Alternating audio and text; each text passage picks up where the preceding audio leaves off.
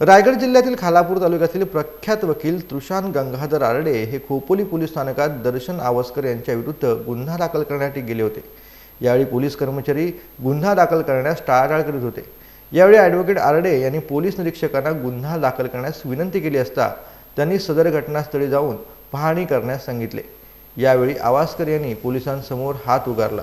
त्यानंतर पोलिसांनी वकील आरडे यांना पोलीस स्थानकात आणले। त्यानंतर जबाब सुरू असताना पोलीस हवालदार प्रशांत दबडे यांनी गुन्हा दाखल करण्यास नकार देऊन ठाणे अंमलदार कक्षात वकील आरडे यांना धक्काबुक्की करून मारहाण केल्याप्रकरणी गुन्हा दाखल करून निलंबनाची कारवाई करण्याची मागणी पोलीस अधीक्षक सोमनाथ घारगे यांच्याकडे तक्रारी निवेदनाद्वारे केलेली आहे। पोलीस हवालदार प्रशांत दबडे यांच्या विरोधात वकील आरडे यांनी लेखी तक्रार दिली असून त्यांनी त्यांचा अधिकार पदाचा गैरवापर करून दडपण आणण्याच्या हेतूने आणि दर्शन आवस्कर यांच्या विरुद्ध गुन्हा दाखल न करावा यासाठी त्यांनी मारहाण केली असल्याचं तक्रारीत म्हटलेलं आहे। या प्रकरणी पोलीस हवालदार दबडे यांच्यावरती येत्या 7 दिवसात गुन्हा दाखल न झाल्यास खोपोली येथील डॉक्टर बाबासाहेब आंबेडकर यांच्या पुतळ्यासमोर आमरण उपोषणाला बसणार असल्याचा इशारा वकील तृषांत आरडे यांनी दिला आहे। दरम्यान या प्रकरणाची तात्काळ सखोल चौकशी करून योग्य ती कारवाई करण्याचं आश्वासन जिल्हा पोलीस अधीक्षक सोमनाथ घारगे यांनी वकिलांच्या शिष्टमंडळाला दिलेलं आहे। यावेळी रायगड जिल्हा बार असोसिएशनचे माजी अध्यक्ष advocate Pravin Thakur, advocate Anand Gaikwad, advocate Sandesh Dhaware, advocate Shamika Dalvi, advocate Lata Dalvi, advocate Smita Chougule, advocate Satish Pawar, advocate JT Patil, advocate Ravi Ranawat, advocate Mayur Kamble, advocate Ajay Gautam, advocate Kiran Kedari, advocate Navneet Salvi आदींसह शेकडो वकील यावेळेला उपस्थित होते। मी म्हणतो की तुम्ही लोकसेवक आहात आणि लोकसेवकाचं कर्तव्य काय आहे हे ते पूर्णतः विसरलेले आहेत। हा जो प्रशांत दबडे आहे आणि जे ते पूजा चव्हाण आहेत किंवा जे बाकीचे इतर पोलीस तिथले कर्मचारी हे त्यांचं जे कर्तव्य तेच पूर्णतः हे विसरलेले आहेत। हे त्यांच्या पूर्ण ते जे काय हे इन्सिडेंट आपण बघितला तर त्याच्यातून पूर्ण दिसून येते। कारण त्यांनी काय केलेलं आहे, माझी जर तुम्हाला तक्रार नव्हती घ्यायची होती तर तुम्ही काय करायला पाहिजे होतं, मला सांगायला पाहिजे होतं तसं।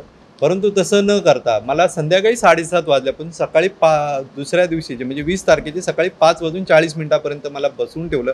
मी एक शुगरचा पेशंट आहे। मला जेव्हा त्रास व्हायला लागला तिथे मी त्यांना सांगितलं की साहेब मला त्रास होते, तेव्हा मी गाडीत जाऊन बिस्किट खाल्ला, पाणी पिल्यानंतर मी परत त्यांना रिक्वेस्ट केली की साहेब माझं स्टेटमेंट जे आहे ते कंटिन्यू करावं। परंतु ते सुद्धा त्यांनी घ्यायला टाळाटाळ केली। आणि ही घटना एखाद्या व्यक्तीचं स्टेटमेंट घ्यायला किती वेळ लागतो, हार्डली अर्धा ते 1 तास लागतो। इतका वेळ तर जाऊ शकत नाही। आणि ही घटना घडलेली आहे तर त्यावेळेला काय झालेलं आहे, तो प्रशांत दबडे हा स्वतःचं कर्तव्यच विसरलेला आहे आणि त्यांनी डायरेक्टली माझ्या अंगावरती हात उचललेला आहे। आणि जे काय त्यांनी ते हे केलेलं आहे ते स्पष्ट दिसते। मी तर म्हणतो माझा व्हिडिओ सोडा, तुमच्याकडे CCTV फुटेज आहे, CCTV फुटेजनुसार त्याच्यावरती कारवाई करायची गरज होती। 19 तारखेला संध्याकाळी आरडे वकिलांच्या बाबत त्यांच्या शेजारी किंवा समोर राहणाऱ्या व्यक्तीसोबत त्यांचा काही वाद झाला। त्या संदर्भामध्ये ते तक्रार देण्याकरता पोलीस स्टेशनला गेले। वादासाठी अगदी 19 तारखेच्या रात्रीपासून संध्याकाळपासून हा चालू झालेला प्रकार दुसऱ्या दिवशी सकाळी 5:40 चालला। त्यावेळेस लास्टला शेवटी त्या पोलीस दबडे यांनी काय केलं असावं तर आरडे यांच्या अंगावरती मारायला धावून गेले किंवा माझ्या माहितीप्रमाणे त्यांनी त्यांच्यावरती हात उगारलाच, मारलंच। ही जी गोष्ट त्यांनी केली ही योग्य केली नाही। आरडे वकील त्यांची तक्रार घेऊन गेलेले। जर आरडे वकिलांबाबत जर हा असा प्रश्न होता की एखाद्या वकिलावरती समाजातल्या माणसाविषयी अशी परिस्थिती उद्भवते तर सर्वसामान्य माणसाचं काय, हा सगळ्यात मोठा प्रश्न आहे। या संदर्भामध्ये आज आम्ही SP साहेबांची भेट घेतली।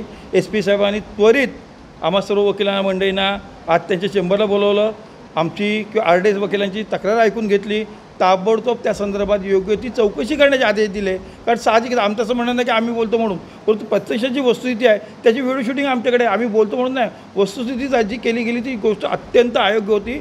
आणि पोलिसांनी वकिलाच्या अंगावर जाणं किंवा कुठल्याही सर्वसामान्य माणसाच्या अंगावर जाणं हे अपेक्षित नाही आहे। आम्हाला एवढंच सांगायचं या प्रकरणाच्या माध्यमातून कुठलाही माणूस जर तुमच्या पोलीस स्टेशनला आला तर तो बोलतोय काय ते ऐकून घ्या। तो भले तुम्ही त्याची तक्रार लिहून घ्या, तुम्हाला पटो न पटो तुम्ही चौकशी करा।